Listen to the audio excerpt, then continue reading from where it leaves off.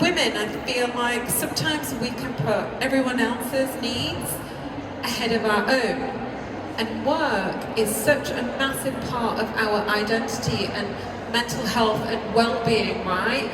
And I would say that someone once told me that, you know, if we do right by ourselves, ultimately we do right by everyone else around us. And whether that means, you know, we're supporting our families or whatever that means for any woman or person here today, you know, it's okay to follow your dreams. And like Steve Jobs, I know that we're at a tech conference, so I'm going to be cliched and say, you know, like he said, we've got to love what we do. And for me, waking up in the morning and really being passionate about what I do has really, really helped me to just basically take those little tiny steps every single day in the hope that it will change my future.